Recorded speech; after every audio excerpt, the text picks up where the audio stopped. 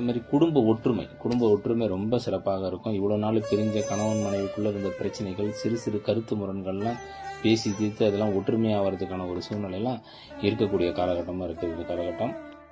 இதுமாரி நமக்கு வர வேண்டிய பணம் வரலை அப்படின்ற இதெல்லாம், அந்த பணம் ரொம்ப நாளாக முடங்கி கிடக்கும். ப்ராவிடன்ட் ஃபண்ட்லேயோ இல்லை யாராவது கொடுக்க வேண்டிய பணம் கொடுக்காம இருந்திருப்பாங்கல்ல, அதெல்லாம் இப்போ கைவரப்பெறுவதற்கான ஒரு நேர காலமாக ரிஷபராசிக்கு இருக்குது. சில பேருக்கு திருமணத்தில் நிறைய தடைகள் இருந்திருக்கும். அதெல்லாம் பேசி தீர்த்து இப்போ அந்த திருமணத்தில் நடப்பதற்கான ஒரு காலகட்டமாக இருக்கும். அதேமாதிரி குழந்தை பாக்கியத்தில் நிறைய பேருக்கு தடைகள் இருந்திருக்கலாம். அது லாஸ்ட் இயரே நிறைய பேருக்கு அந்த பிரச்சனைகள் தீர்ந்திருக்கும்.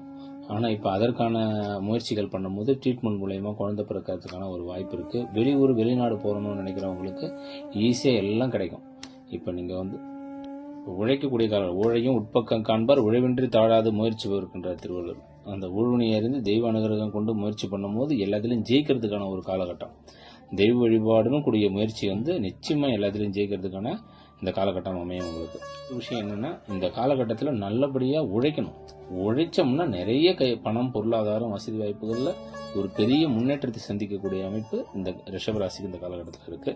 அதே மாதிரி குரு இப்போ 5ஆம் பார்வையா துளாராசி பார்க்குறாரு.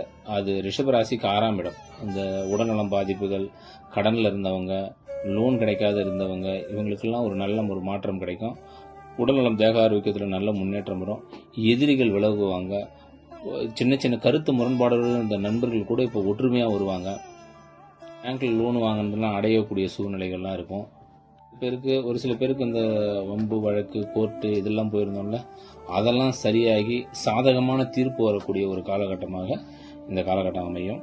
இந்த மாதிரி 7ஆம் பார்வையா 8ஆம் இடத்தை குரு பார்க்குறாரு. இது ஆயுள் ஸ்தானம்னு சொல்லுவோம் இல்லையா? அப்போ ஆயுள் பலம் பெறும். உடல்நலம், தேக ஆரோக்கியங்களில் முன்னேற்றம் என்பது இருக்கும். திடீர் அதிர்ஷ்டம், திடீர் பணம் அப்படின்னு சொல்கிறாங்கல்ல, இந்த லாட்ரி யோகம்னுவாங்கல்ல, அதெல்லாம் இப்போ ரிஷபராசிக்காரங்களுக்கு இருக்குன்னு